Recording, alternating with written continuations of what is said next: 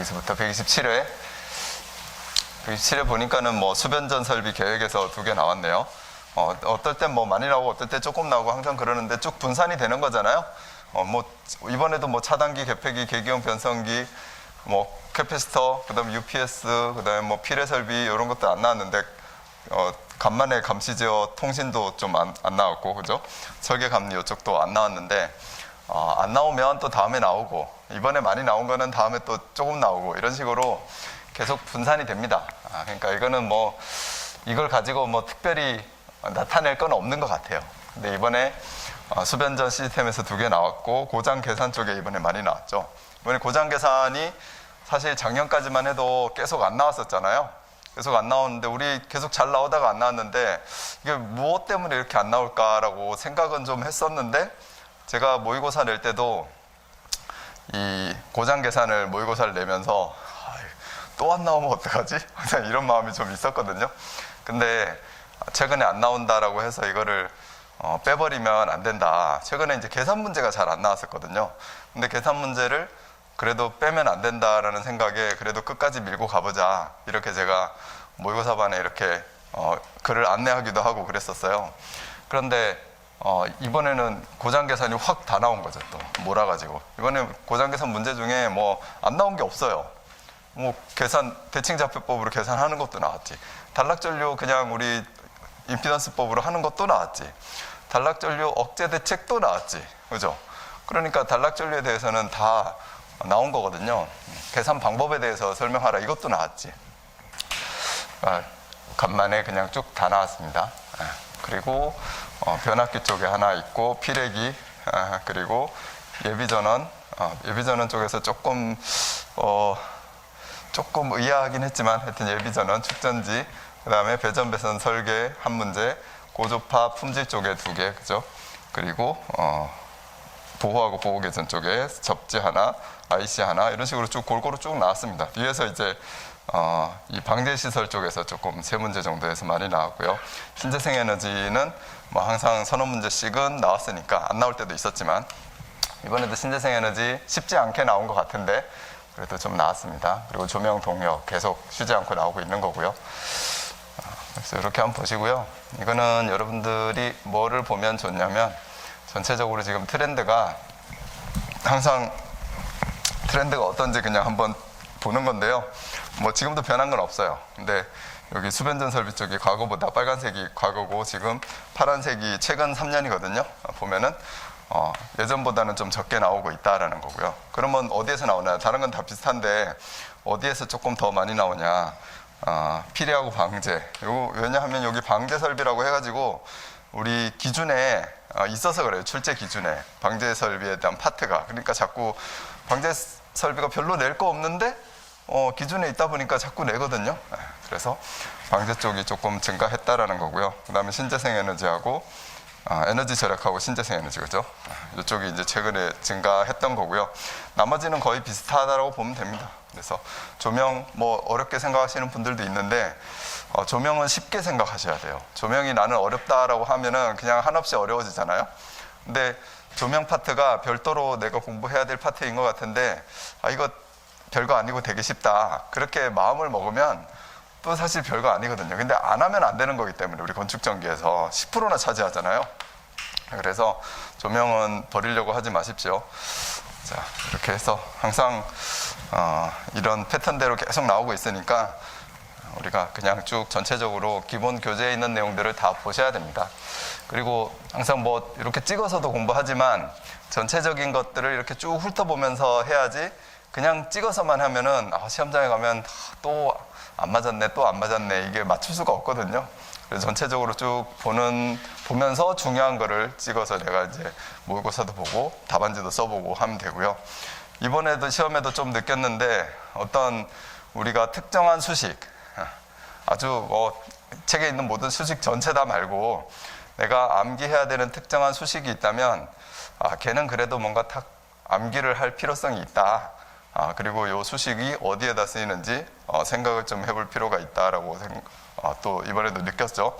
그리고 엄청나게 중요한 수식들은 다 알고 있는데, 예를 들어서 이번에 변압기 용량분의 전부하 동선, 이걸 알면 저항 강화율을 알 수 있다. 이런 것도 우리 책에 보면 아주 일부분에 조금 나오는 거잖아요. 그런데 이러한 수식이 갖는 의미를 체크를 해둘 필요성은 있고요. 그걸 그렇게 공부하면 상당히 제가 얘기했잖아요. 자신감도 생기고 풀이 문제가 나오든 그냥 서술 문제가 나오든 수식을 가지고 내가 계속 풀어나가면 되니까 그런 차원에서 또 느낀 부분이 있었어요. 이번 시험에. 자, 보겠습니다. 여러분들 잘 안 보이실 거예요. 잘 안 보이시는데 여기는 그냥 한번 쑥 훑고 넘어가는 거니까 이번에 뭐가 나왔나 그냥 보는 거고, 제가 22년 대비로 이렇게 표시해놨던 거하고 이게 전체 지금 분석이잖아요. 이게 몇 년입니까?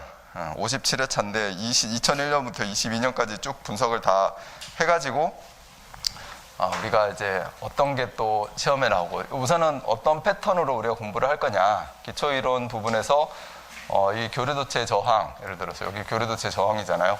잘 안 보이셔도 양해해 주십시오. 빨리 넘어가야 되니까 잘 안 보이는 거예요. 자, 그래서 교류도체 저항 부분 공부할 거다, 무효전력 이런 거에 대해서 내가 공부해 둘 거다, 그런 차원으로 쭉 모아놓은 거예요. 쭉 모아놓은 거니까 여러분들이 이 관연도 분석집을 가지고 내가 이제 공부를 하실 때 이런 문제들이 나오고, 예를 들어서 기초이론에서 교류도체의 저항이라는 거는 내가 반드시 공부를 해둬야 되겠구나, 이렇게 생각을 하시면서 가면 됩니다. 그리고 또 공단 출제 기준도 마찬가지예요. 여기 RLC 회로의 전류와 전압, 전력과의 관계 이런 거를 내겠다라고 출제 기준이 있으니까 여기에서 어떠한 유형으로 나왔느냐, 그냥 이것만 보면 또 뭐 공부하지? 좀 막연하거든요. 그리고 이거를 가지고 다 공부하기도 힘들고, 또 뒤에 가다 보면 뭐 기준도 뭐 다 내겠다고 나왔는데 그런 기준에 대해서 우리가 공부를 할 수가 없으니까요, 전체를.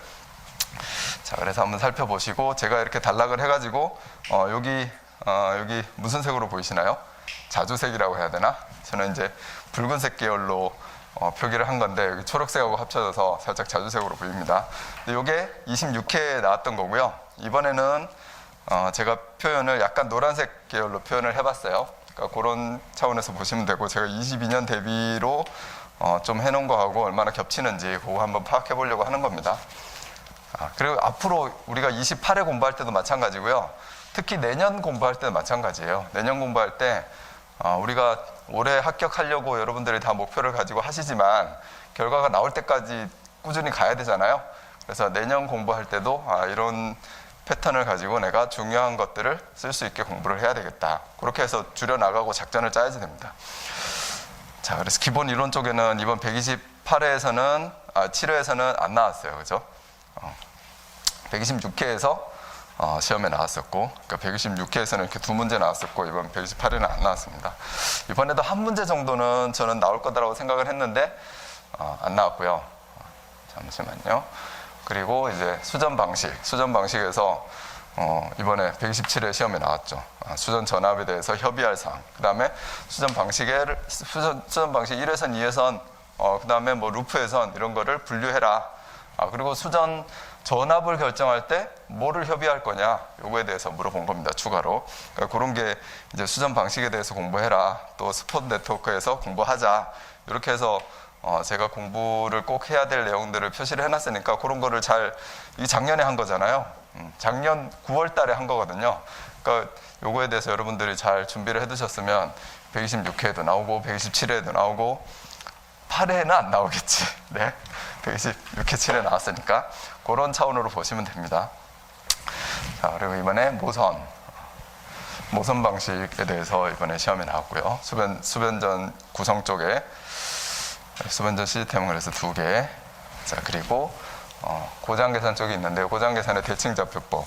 여기에도 22년 대비 해가지고 대칭좌표법을 이용한 삼상율의 불평형 전압과 전류를 구해보자. 그죠? 22년 또 대칭좌표법에 대해서 설명해보자. 왜냐하면 중요한 부분인데 계속 안 나오고 있었거든요. 계속 이렇게 안 나오고 있는 거는 쭉 이제 나올 거야. 지금 올해는 안 나왔는데 내년에 나올 거야. 그리고 공부하면 당연히 공부해야 되는 거고, 일단 공부 안 해도 될 건데 찍어 놓은 게 아니라 어차피 공부해야 될 거고, 해야 될 것 중에 이제 안 나왔으니까 분명히 또 나올 거다, 이렇게 해놓으면 우리가 확실하게 공부를 좀 해두셔야지 됩니다. 그리고 이런 문제들은 풀이 문제니까, 이것도 풀이 문제잖아요. 맞추면은 25점 아니에요. 이런 것들을 맞추면은 우리가 50점대 초반에 있다가도 25점짜리 맞히고 또 예를 들어 10점짜리 맞히고 이렇게 계산 문제를 툭툭 맞춰버리면 그런 분이 점수가 많이 올라가서 합격을 해버려요. 근데 이거를 이제 놓치면 좀 아쉽죠. 그러면 이번에는 아쉬우면 다음에는 내가 맞춰야지. 이렇게 하시면 됩니다. 마음가짐을 그렇게 하고 나가가면은 결국에는 합격하는 거니까. 실망하신 분도 있고 틀리신 분도 있고 그죠? 또 이번에 또 시험 보고 나와가지고 시험 문제 왜 전압이 안 주어져서 한참 풀다가 전류를 내가 못 구했다. 그러고 한탄하시고 하시는데 사실 문제가 좀 잘못되긴 했죠. 열도 받지. 근데 그런 문제가 나와도 그냥 합리적으로 내가 한번 풀어보자. 그리고 내가 풀 수 있는 것까지는 얼마나. 저는 그 문제 딱 보자마자 전화가 먼저 왔어요. 이번에 단락고장 계산 문제를 확 풀었는데 갑자기 끝에 전압이 없어가지고 너무 황당했다라는 거예요. 그래서 멘붕에 빠져가지고 시간이 그냥 막 흘러갔답니다. 그래서 20분 만에 해야 될 거를 막 30분 넘게 막 지체를 했다고 그러더라고요. 어떻게 하지 하면서. 근데 그런 걸 닥치면은 그냥 저는 그래서 이제 제가 문제를 봤어요. 문제를 보고 쭉 보니까 그러네. 진짜 전압이 없네. 왜 못 구하게 해놨을까? 저도 이 생각을 하다가 그냥 해설하면서 그러면 내가 수험자라면 그냥 단락 용량은 구할 수 있잖아요. 그 단락 용량까지만 구해보자. 이렇게 하고 쓰든가. 문제의 전압이 안 주어졌으니 퍼센트 임피던스의 100에 기준 용량에 루트 3의 V라고 식 적어놓고 요 V가 지금 없다. 이렇게 해놓고 단락 용량으로 풀어 가시든지 아니면 또 해설에도 했지만 제가 이 전압을 몇으로 하는 게 가장 합리적일까 하고 보니까 그래도 이건 뭐 정답이 아니죠. 229이 그래도 가장 합리적일 배전인 것 같아서 그 용량 대비 그렇게 해가지고 저는 이제 그러면 229으로 해서 한번 풀어봤고 그렇게 답을 적어놓으면 채점자가 이 사람은 229으로 채점자들도 이렇게 볼 거 아니에요. 문제가 잘못됐네 진짜 이러고서는 이 문제를 어떻게 해결할 거냐 우리가 이렇게 회의를 할 거 아니에요.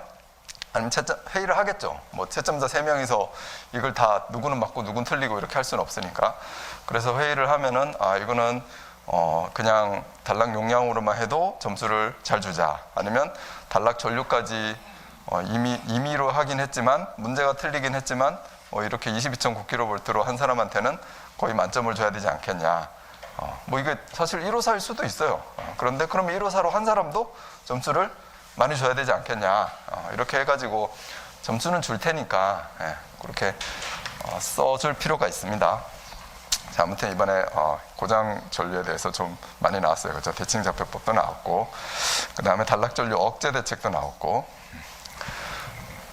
그리고 단락전류 실제 계산 문제에서도 나왔고요. 그죠? 그 계산 문제는 삼상 단락전류 계산해봐라 이렇게 해서 나왔죠. 그래서 계산 문제 쭉 항상 많이 나와가지고 3문제 나왔는데 다시 앞으로 돌아가면 여기에서 여러분들이 고장 계산 단락의 문제 여기 분석해 놓은 걸 보고 대칭자폐법에 대해서 공부를 꼭 해놔야 되는구나. 시험에 많이 나오니까 지금까지 많이 나왔으니까. 그리고 쭉 보시면은 어떤 단락전류의 형태나 고장 계산 방법 이번에 고장 계산 방법도 나왔어요. 그죠? 다른 거 묶어서 계산 방법도 설명해 봐라 이렇게 나왔잖아요. 고장 계산 방법을 어떻게 할 건지 그래서 임피던스법을 할 건지 대칭자폐법을 할 건지 그런 것들에 대해서 또 물어보는 챕터가 있었으니까 이것도 공부를 해놔야지 되고 그리고 단락전류 억제 대책 이것도 한 단락으로 이렇게 시험이 많이 나왔으니 공부를 해야지 되겠다 이렇게 생각하셔야 됩니다. 그리고 단락전류는 이 계산 문제도 반드시 내가 풀 줄 알아야 되겠다. 왜냐하면 많이 나오니까 이게 이 시험이 계산 문제 계속 나온 것들이거든요. 이런 것들을 한번 쭉 기존의 기출 문제만 풀어봐도 내가 모든 유형을 다 풀어보실 수 있어요. 근데 또 다른 유형을 만들어서 내겠지만 풀 수 있는 능력들이 충분히 생깁니다. 그러니까 기출 문제를 벗어날 필요도 없어요. 제가 봤을 때는. 자, 그래서 고장 계산에 대해서 이렇게 시험에 나왔고 그 다음에 변압기는 용량 산정하는 거, 그다음에 수용률, 부동률, 부하율에 대해서 적으라고 나왔죠. 또 우리가 이렇게 수용률, 부동률, 부하율에 설명하고 상호관계를 기술하시오. 이런 것들을 22년 대비로 공부하자. 꼭 하자. 이렇게 얘기를 하는 거죠. 자, 그리고 변압기 용량 산정. 이런 것들이 또 이 변압기 용량 산정하는 방법이 다른 것도 있는데 기본적으로 용량에 의해서 선정할 때는 수용률을 적용을 하는 거잖아요. 2단강압 변압기는 부동률도 적용하는 거고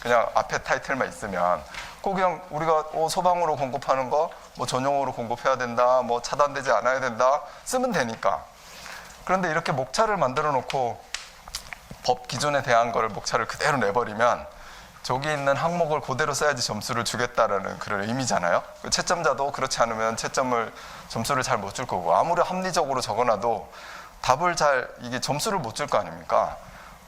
저 기준에 틀리게 적었으면, 예를 들어서 이 큐비클형으로 해야 되고 방화구역형이어야 되고 이런 거를 다른 항목에다 적어놨으면 점수를 또 이상하게 안 줄 거 아니에요. 그러니까 이런 것들은 이상하게 좀 저는 문제를 보면 살짝 이 혈압이 조금 쫙 올라가는 그런 문제가 요거 말고도 또 이번에 또 하나 있었어요. 자, 예비전은 이렇게 나왔고요. 자, 그리고 여기는 이제 축전지. 축전지 이번에 나왔는데, 그죠? 여기 축전지의 충전 방식에 대해 설명해라. 용량 산정이 가장 중요했는데 작년에 나왔고, 이번에 충전 방식이 시험에 나왔습니다. 자, 그리고 UPS 안 나왔죠? 그리고 배전 배선. 배전 배선에서는 노란 거를 찾아보겠습니다. 이번에 전압 변동 계산 어려웠죠, 그죠? 네, 전압 변동 계산 여기 아주 작은 어떤 수식 하나를 모르면은 이제 풀 수 없게끔 그렇게 해놨어요. 이번에 발송 배전에서 전압 변동 나왔던데 그건 아주 그냥 잘 나왔더만요. 잘 풀 수 있게. 보통 이제 발송 배전보다 발송 배전이 어떻게 보면 계산 문제가 살짝 좀 어렵고 건축전기는 조금 그래도 쉽게 나오는 편인데 이번엔 건축전기 문제가 쉽지만은 않았습니다. 자, 보겠습니다. 그리고 13번 고주파 품질. 여기에서는 품질 데이터 센터의 품질 문제. 데이터 센터의 품질 문제나 우리 건축물의 품질 문제나 뭐 다를 게 뭐 있습니까? 데이터 센터에는 그냥 대용량 중요 부하가 있다, 그죠? 그러니까 절대 정전이 되면 안 된다. 절대 순간적인 전압 강화가 있어서도 안 된다. 그러기 위해서 어떻게 전원 공급을 해야 되고 UPS로 또 공급을 해야 되고 UPS 설비를 둬야 되고 또는 뭐 다이나믹 UPS 이런 걸 둬야 되고 그런 설비들을 어떻게 운영하고 그런 관리 방안에 대해서 적어주시면 되죠. 자, 그리고 플리커의 대책 이번에 시험에 나왔었습니다. 자, 그 다음에 케이블 열화 진단은 안 나왔고요. 또 디지털 보호 계정기에 대해서 나왔네요. 여기 전자 배전반, 그죠? 저는 전자 배전반하고 디지털 보호 계정기를 하나로 묶어놨거든요. 전자 배전반 그러면 디지털 보호 계정기를 적용한 거다. 그거에 대한 특징들로 우리가 표현을 해주시면 됩니다. 자, 그리고 지락 보호 방식. 이건 전통적으로 우리가 엄청나게 많이 나왔던 거잖아요. 공부를 꼭 해둬야 되는 거고 이번에 이제 비접지에 대해서만 나왔는데 일단 저항 접지일 때, 직접 접지일 때, 비접지일 때 보호를 어떤 방법을 할 거냐 중요한 내용이었죠. 시험에 나왔고 자, 여기서 이번에 나온 게 등전이 접지, 공통 접지와 단독 접지의 특징에 대해서 설명해봐라. 이런 게 시험에 나왔었습니다. 자, IC 60364에 보면은 어떤 게 나왔냐. 이번에는 여기 우리 노미널 커런트룰 그 다음에 트리핑 커런트룰에 대해서 나온 거죠. 이게 설계전류 IB, 과전류 보호장치 IN, 그 다음에 이걸 고려한 단면적 계산 IZ 어떻게 할 거냐. 그래서 같거나 크게 이렇게 하는데 한 줄만 딱 적어주면 안 되잖아요. 이거를 어떻게 이제 표현해가지고 우리가 할 건지 플로우 차트라든지 이런 걸 가지고 설명하시면 되고요. 이 보호 협조 자체가 차단기와 전선 단면적의 보호 협조가 트리핑 커런트 룰에 해당되는 거예요. 그럼 보호 협조 곡선 그려놓고 이거를 어떻게 선정을 하면 되냐. 1.45배 보다 더 차단기를 작게 하면 된다는데 그거에 대한 의미가 뭐냐. 케이블이 소선되기 전에 차단하라는 그런 의미잖아요. 그거를 설명해 주시면 되는 문제였습니다.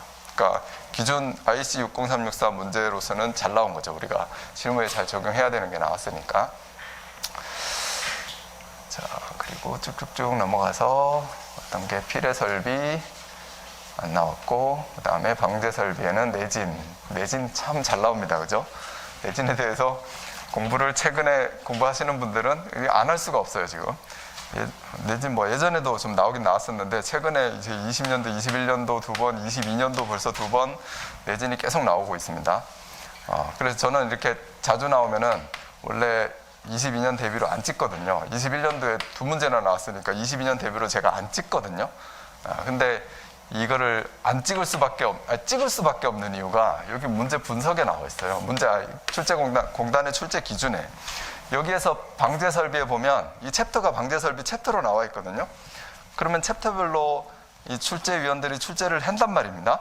하는데 여기에서 방제 쪽에 들어가면 비상 콘센트, 비상조명, 유도등, 비상경보, 비상방송, 그래서 무슨 소방으로만 쭉 나와 있어요. 그러니까 소방이 최근에 좀 나오고 있는 추세잖아요. 그리고 전기설비 내진 대책 이렇게 돼 있단 말이에요. 그래 나한테 혹시 출제하라고 그래도 소방을 출제할 것인가 내진을 출제할 것인가, 그러면 고민하다가 저는 내진으로 선택을 하겠죠. 이런 분들이 훨씬 많을 거다란 말입니다. 내진이 계속 많이 나올 수밖에 없는 이유, 그렇게 출제 기준에 방제 쪽에 들어가면 내진이 나와 있기 때문에 그렇다. 그래서 이거를 이제 찍어 놓을 수밖에 없는 그런 상황이었고, 또 계속 지금 22년도에도 또 나와버렸습니다. 이번에 2개 나왔죠. 자, 그리고 전기 방식에 대해서, 부식 방지에 대해서 나왔고요. 부식 방지는 또 이것도 뭐 22년 대비 한참 이제 2년 동안 안 나왔으니 또 나올 때가 됐다. 이만큼 출제가 된 부분이니까 그런 항목으로 여러분들이 충분히 이거를 관연도 분석을 활용하실 수 있다는 얘기를 하는 겁니다. 자, 맞히고 못 맞히고의 그런 문제가 아니에요. 왜냐하면 다 찍어놨거든.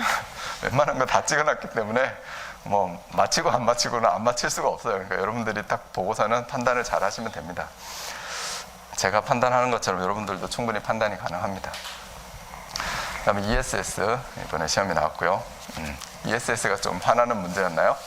저는 좀 화나는 문제였어요. ESS에 대해서 얼마나 좋은 문제가 많은데, 계통에 연계할 때 ESS를 계통 연계할 때의 어떤 방안이라든지 또는 그 계통에 연계해서 사용했을 때 좋은 점이라든지 ESS를 왜 사용한다라는지 이런 게 엄청나게 좋은 문제가 많은데, 최근에 화재 방지 대책에 대해서 쭉 나와가지고 화재 방지는 이제 이슈니까 그렇게 공부하면 되는데, 또 KC에서 나온 항목을 또 1, 2, 3, 4로 해가지고 또 1, 2, 3, 4로 딱 해서 이것 봐라 이러고 또 KC를 제가 봤죠.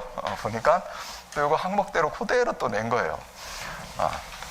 그냥 ESS를 설치를 할 때 안전에 대한 기준, 안전을 고려한 설치 사항에 대해서 설명하시오. 이러면 얼마나 좋아요. 공부했던 거 쭉 나열하면 되니까.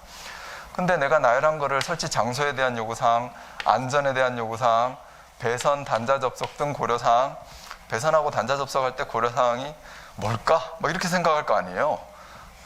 그러니까 이런 거는 기술 기준에 있는 내용들을 그대로 그냥 막 베껴가지고 목차를 달아가지고 차례를 만들어서 하면 상당히 좀 문제가 있다.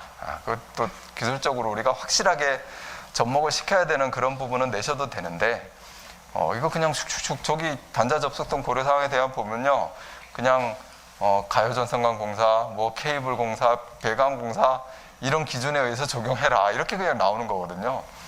그러니까 그런 문제를 낸다라는 거는 좀 문제가 있다 이런 생각이 듭니다. 비판하지 말아야지. 제가 비판할 사항은 아니죠 사실. 아닌데 너무 답답해서 그래요. 이거 내가 시험장에 갔으면 이걸 어떻게 쓰나 이런 생각이 제가 들어서 여러분들한테 제 마음을 전달하는 겁니다. 자, 전기자동차 충전 방식과 알고리즘에 대해서 나왔고요. 충전 방식은 쓰겠는데 알고리즘은 뭐야? 저 딱 보자마자 그 알고리즘 그럼 뭐가 생각나세요? 도대체 뭐 충전 방식에 무슨 알고리즘이 있지? 저는 그래서 이거 그냥 우스갯소리로 제가 단톡방에다가 나는 그냥 떠오르는 게 충전기에 가서 이게 충전 장치를 꽂는다. 그 다음에 결제한다. 충전이 시작된다. 충전이 완료된다. 충전 완료돼. 그때 이제 살짝 기술적인 요소를 전압과 전류를 제어하면서 충전한다. 그리고 충전이 끝난다. 이게 알고리즘인가? 어떻게 써야 되지? 이런 생각이 딱 들었거든요. 근데 그게 정답은 아닐 거란 말이에요. 그래서 좀 힘들었습니다. 찾아보니까 막 논문만 자꾸 나오고. 자, 신재생 에너지. 신재생 에너지는 어떻게 경제성 분석 어떻게 할 건지 시험이 나왔고요. 그 다음에 분산에너지는 개통 연계 기준에 해당되는 직류 유출 방지에 대해서 시험에 나왔습니다. 자, 그리고 태양광 발전도 나왔네. 태양광 발전의 인버터 회로 구성 방식. 태양광 발전은 제가 자주 출제는 되지만 어떤 유형이 나올지 예상이 어렵다. 제 예상이 딱 맞았죠. 네. 어떤 문제가 튀어나올지 예상할 수 없는 게 태양광 발전이거든요. 이번엔 또 태양광 발전의 방제 설비. 하여튼 이렇게 많은 문제 중에 어떻게든 안 낸 거를 내볼까 이런 고민을 하시는 것 같아요. 태양광 발전은. 그래서 제가 공부할 때는 제가 확 버려버렸거든요. 태양광 발전을. 도대체 공부를 할 게 분석이 안 되는 거예요. 계속 새로운 문제가 나오니까. 이번에도 아니나 다를까 쉽지 않은 문제들로 나왔다고 개인적으로 생각합니다. 근데 방제 설비 그러면 내가 꼭 써야 되면 쓰면 돼요. 태양광 발전의 방제 설비가 뭐 있겠어요. 다른 데 방제 설비하고 똑같지. 그런 관점으로 써주시면 되죠. 네. 개통 연계형 인버터 회로 구성은 제가 최근에 얼마 전까지도 잘 생각 안 하고 있었는데 이렇게 면접반 하면서 태양광 발전에서 이렇게 일하는 분이 이렇게 답변하는 얘기를 듣고 그러면 그 센트럴 방식 그 다음에 스트링 방식 이런 게 상당히 중요한 요소이겠구나 이런 캐치를 했었어요. 그래서 제가 저기 모의고사 문제에도 살짝 언급을 했었는데 그게 생각나시는지 잘 모르겠습니다. 좀 다른 방법으로 언급을 해가지고 자, 말이 길어집니다. 말이 길어지면 안 돼요. 큰일 났다. 네. 그 다음에 조명에서 균제도 나왔고요. 그리고 눈부심 현상에 대한 억제 대책 나왔죠. 그러니까 균제도도 쭉쭉쭉 여러 방법 중에 균제도에 대해서 이번에 시험에 안 나왔으니까 균제도에 대해서 이번에 시험에 나올 차례가 됐다. 확률이 높아졌다라는 겁니다. 눈부심도 마찬가지고 그죠? 눈부심에 대한 것이 이제 나올 때가 됐다라는 겁니다. 그러면 나올 때가 된 것들은 여지없이 한 3개 중에 한 번씩은 걸립니다. 자, 조명에서 넘어가고 그 다음에 조명 설계에 대해서 또 나왔죠. 인텔리전트 조명. 우리는 조명 설계, 사무실 조명, 그럼 명시 조명에 관련돼서 쭉쭉쭉쭉 적고, 그죠? 그 다음에, 경관 조명. 그러면 분위기 조명과 관련해가지고 그 관련된 내용을 적고, 그 다음에 전시 조명. 그러면 이제 특수한 거죠. 여기 빛을 많이 비출 수가 없으니까 그래도 잘 봐야 되고, 수능을 이용한다. 그런 것들의 특징적이 있는 거지. 나머지는 학교 조명, 그 다음에 골프장 조명, 나도 운동장 조명 나오면 다 어떤 명시 조명을 거기에 환경에 어떻게 맞게 내가 적용할 거냐. 조도는, 균제도는, 그 다음에 눈부심은 어떻게 제어를 할 거냐. 광원의 연색성은, 색온도는 이러면서 축축축 적어주면 됩니다. 그러면 점수 다 잘 나왔어요, 지금까지. 그러니까 조명이 이렇게 조명 설계에 대해서 시험에 많이 나오지만 요거에 대해서 딱 적어주는 건 내가 명시 조명과 분위기 조명에 대한 요소를 정확하게 기입을 해주면 된다. 그렇게 다가가야지 조명을 공부하기가 쉽습니다. 자, 그래서 조명도 이번에 3문제가 나왔고요. 그 다음에 전동기. 전동기에 이번 전동기와 전압이 낮으면 어떻게 될 거냐. 전동기를 잘 이해하면 좀 풀 수 있죠. 그리고 이거 서비스 팩트가 뭐냐. 이게 또 나왔어요. 자. 그리고 반송, 안전장치. 엘리베이터 안전장치는 제가 못 맞췄어요. 엘리베이터는 나올 거다라고 생각을 했는데, 왜냐하면 안전장치가 작년에 나왔고, 안전장치보다 엘리베이터의 계획이 훨씬 더 지금까지는 더 많이 나왔거든요. 그래서 엘리베이터의 계획이 이제 나올 순서다. 그 중에서 공부를 하자 이렇게 했는데, 또 뒤통수를 맞았습니다. 또 안전장치에 대해서 나왔어요. 엘리베이터의 안전장치. 자, 그 다음에 감시 제어 설비 이번에 안 나왔죠? 네, 이렇게 해서 마무리를 하도록 하겠습니다. 그래서 우리 분석된 자료를 한번 봤고요. 그 분석된 자료를 여러분들이 보시면서 내가 공부할 항목이 뭐냐 요거를 보시면 되고, 잠깐만 저기 우리 모의고사 문제에 대한 것도 한번 살펴보고, 그리고 잠깐 쉬도록 하겠습니다. 지난번에 많이 나왔잖아요. 많이 나올 때만 하면 안 되잖아요. 많이 안 나왔을 때도 해야지. 네가 많이 맞출 때만 이런 거 분석하고 안 맞출 때는 안 하고 이러면은 안 되잖아요. 그죠? 이번엔 제가 그냥 한번 쑥 살펴봤더니 한 14문제 정도 나온 것 같아요. 14문항 모의고사에서.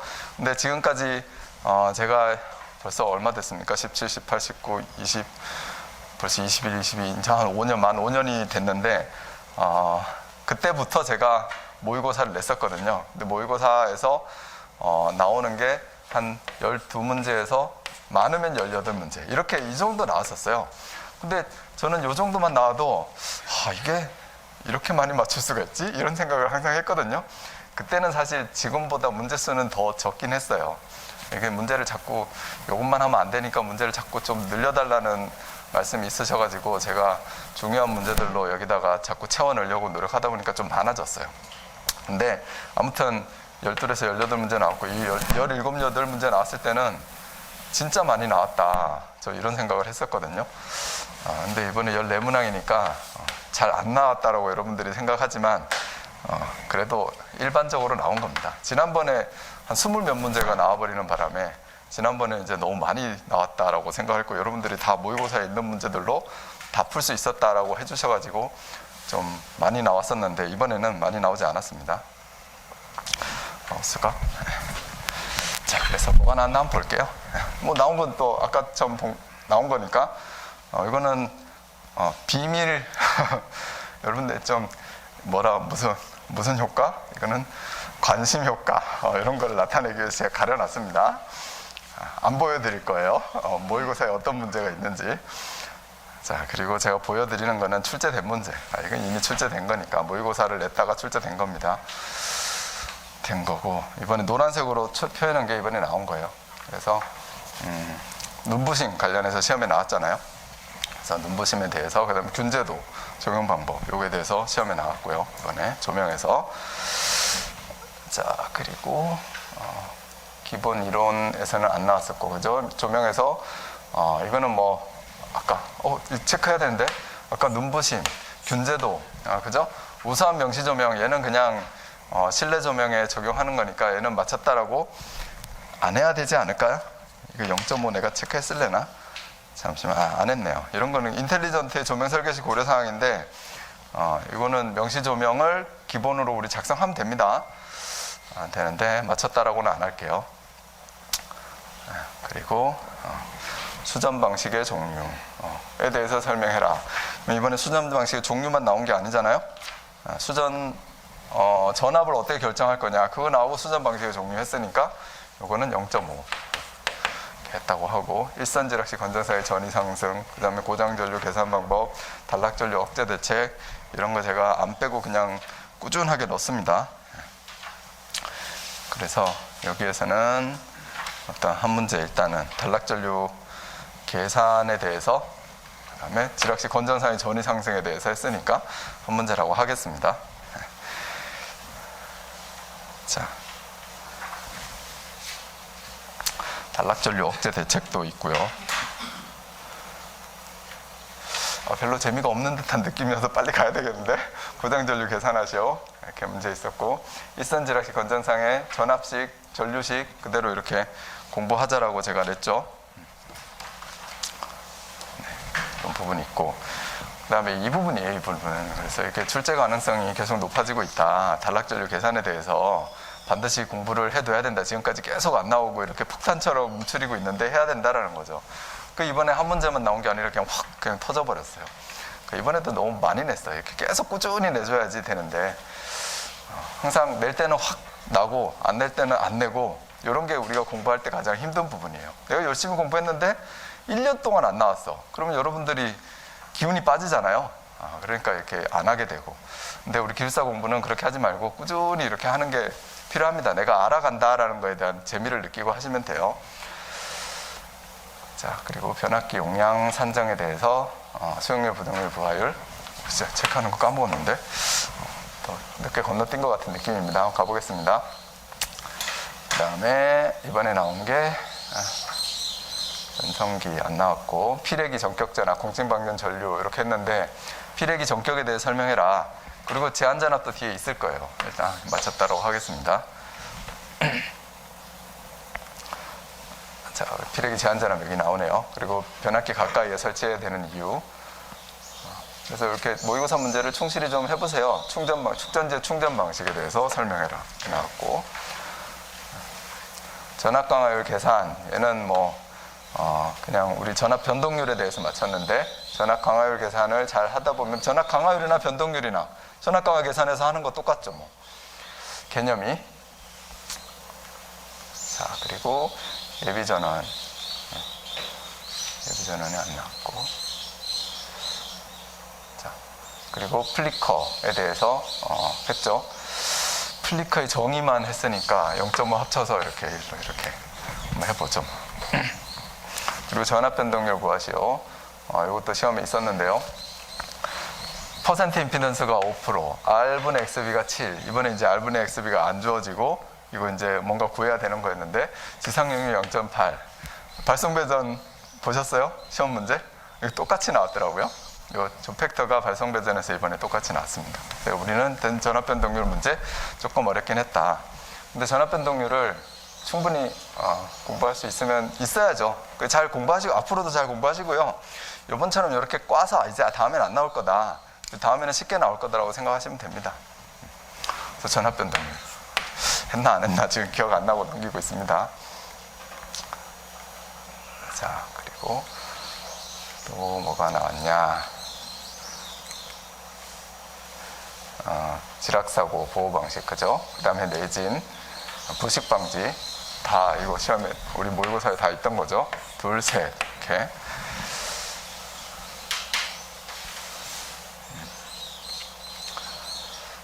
접지 설비. 접지 설비에 대해서는 단독 접지, 공통 접지에 대한 게 이번에 시험에 나왔죠. 아이고, 이게 PDF는 제가 잘 컨트롤을 잘 못하겠어요. 아까 단독 접지. 그 다음에 과전류 보호 적용 방법, 설계전류, 보호기 전격, 허용전류. 요거에 대해서 가지고 우리가 설명해라. 시험에 나왔고. 일단 나온 거는 잘 쓰셔야죠. 나온 거를 잘 써주시면 우리 되는 거 아닙니까? 전기자동차 충전 설비.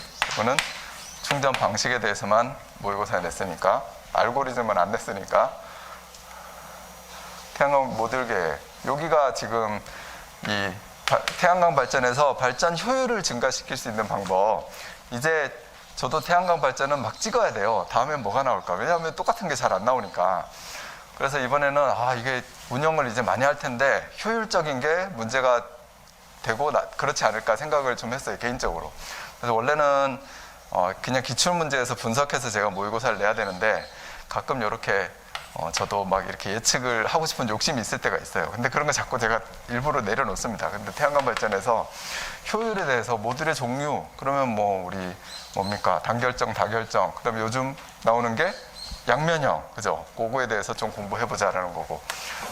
그래서 모듈의 종류나 구성, 배치, 뭐 이런 것에는 이제 그늘이 앉아야지 되겠죠. 그리고 간선의 구성 측면에 효율 향상이 뭐가 있느냐. 요게 이제 센트럴 방식하고 스트링 방식 얘기를 하려고 하는 거예요. 그거에 대해서는 시험에 한번 나왔었고, 간선의 구성을 할 때 이번에 시험에 나온 거 그 얘기가 요게 제가 의도한 의도한 내용이었습니다. 간선 구성할 때 그냥 인버터 하나 놓고 줄줄줄 끌고 갈 것이냐, 아니면은 인버터를 여러 대 배치를 해가지고 쭉쭉쭉 간선을 연결을 할 것이냐. 그랬을 때 또 추가적으로 내가 이거 이 전압 제어 MPPT를 해야 되는데 인버터는 그거를 얼만큼 효율적으로 할 것이냐. 이게 이제 효율하고 끌고 가는 거죠. 인버터 기능 측면, 그 다음에 유지관리 측면. 유지관리 측면 뭐 잘 청소를 해야죠. 부분적인 그늘이나 낙엽 이런 게 지지 않도록. 자, 그런 부분이었습니다. 그래서 저거는 0.5 맞췄다라고는 안 할게요.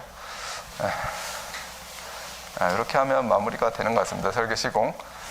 이렇게 해서 13, 체크 13 했는데 제가 어제 체크해 보기로 14문항 정도가 나왔던 것 같습니다.